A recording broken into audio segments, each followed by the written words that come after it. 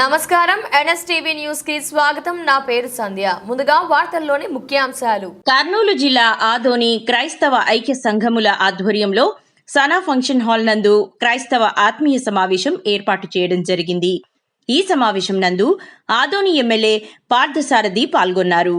క్రైస్తవ సోదరులు మాట్లాడుతూ ఆదోని పట్టణంలో చాలా మందికి ఇంటి స్థలాలు లేవు, శ్మశాన వాటిక లేక ఇబ్బంది పడుతున్నారు. అలాగే మేము బైబిల్ గురించి ప్రచారం చేయడానికి వెళ్తే మాకు ఎలా పడితే అలా తిడుతున్నారు. కాబట్టి వాటిపైన తగిన చర్యలు తీసుకోవాలంటూ ఎమ్మెల్యే పార్థసారథికి తెలపడం జరిగింది. ఎమ్మెల్యే పార్థసారథి త్వరగా మీ సమస్యలకు పరిష్కారం చేస్తానంటూ తెలిపారు.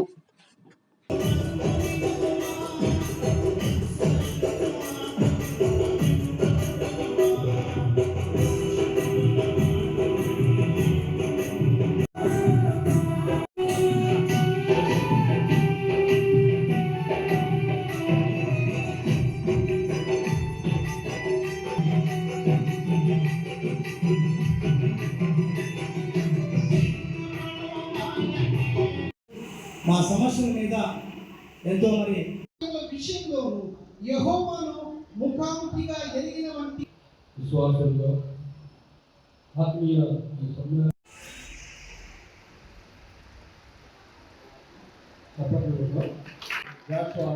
వేస్తారు. వచ్చిన పెద్దలందరికీ ఇక్కడ వచ్చిన సంఘ సేవకులందరికీ కూడా ధన్యవాదాలు తెలుపుతూ మరి ముఖ్యంగా మేము చిన్నవారి గ్రామస్తులు మరి మా గ్రామంలోనైతే మేము ఒక విన్నపం చేసుకుంటున్నాం వెండిల గారికి. మా గ్రామంలో సమాధానంతో అసలే లేదు. సమాధానం అంటే కొంచెం ఒక సెంటు కూడా లేదు. ఆ సెంటులో కూడా ఒకరు నీయడం, ఒకరు పెట్టడం, వంకకు వదిలేయడం. వర్షాకాలం వస్తే సవాల్ చేస్తున్న పరిస్థితులు ఎవరికి మేము విన్నపించుకుంటున్నాం, మా గోడ ఎవరు విన్నపాలు లేదు. కాబట్టి ఈ రోజు ఒక మంచి అవకాశం తీసుకుంటున్నా. మరి ముఖ్యంగా ఇంకొక విషయం, సుజ్ఞానమ్మ నేను ప్రజాసేవ చేస్తున్నా.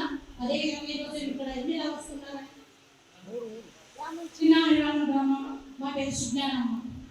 అందరూ కొంతమంది మా మీద దుర్మాటలు మాట్లాడుతూ, దుర్బోధలు మాట్లాడుతూ భయంకరంగా మీకు ఎవరమ్మన్నారు, పర్మిషన్ ఉందా అని భయంకరంగా తిట్టున్నారు. కాబట్టి సార్ దానిపైన మీరు గౌరవనీయులు పెద్దలు కాబట్టి మీరు పోలీసు వారిని కానీ అప్రమత్తం చేయగలిగితే మా యొక్క నమ్ముకున్న మా యొక్క మార్గాన్ని, బైబిల్ యొక్క బోధనలు ప్రపంచానికి లేదా ఈ ఆదోని చుట్టుపక్కల మండలాలలో మేము ప్రకటించుకోవడానికి మాకు వెసులుబాటును మీరు కలగజేయగలిగితే మాకు అదే 10,000 సార్.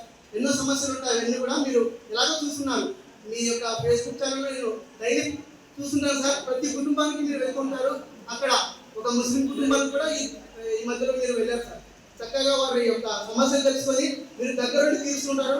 అది మాకైతే తెలుసు. కానీ మా యొక్క మార్గాన్ని ప్రకటించడానికి ఒక వెసులుబాటు ఇవ్వవలసిందిగా మీకు విన్నపిస్తున్నాం sir. Thank you so much sir. మా బాబు చెప్పిన దాంట్లో చాలా న్యాయం ఉంది. చూస్తే చాలా భయంకరంగా మాట్లాడడం, భయంకరంగా తిట్టడం, మతోన్మాదులుగా మారిపోవడం చేస్తున్నారు. వాటి మనిషి కూడా ఆలోచించకుండా చాలా బాధపడుతున్నారు. దేవునికి పరిగెత్తించుకోవడం రాజ్యాంగం ఇచ్చిన హక్కే కదా, మేమేం తప్పు చేయడం లేదు కదా. అలాంటి మాటల్లో చాలా మంది మాకు ఎదురైనారు. చాలా ప్రాంతాల్లో మేము స్వార్థ వెళ్తుంటాం. అందరికీ కూడా మంచిగా ఉండండి చెప్తుంటాం. మేమేం తప్పేం చెప్పము. మంచి మాటలు చెప్పడానికి వచ్చిన వాళ్ళు కూడా చాలా భయంకరంగా మాట్లాడుతూ చేస్తారు. అన్నయ్య గారి గమనాలు కనిపిస్తున్నాను. హిందూ కులాలు యేసు ప్రభువు నమ్ముకున్న దాన్ని బట్టి ఇక ఏసీ స్టేటస్ లేదా రాయితులు పోతాయి.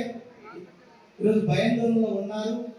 కాబట్టి 1900 మేలు చేసిన వారు అని చెప్పి నేను వినవిస్తున్న విషయాన్ని ఎందుకంటే ఈ మధ్యలోనే వచ్చింది. ఎప్పుడైతే పెళ్లి చేసుకుంటున్నారో ప్రత్యేకమైనటువంటి సందర్భం. ఆదోనిలో ఉన్నటువంటి చర్చి పాస్టర్లందరూ కూడా,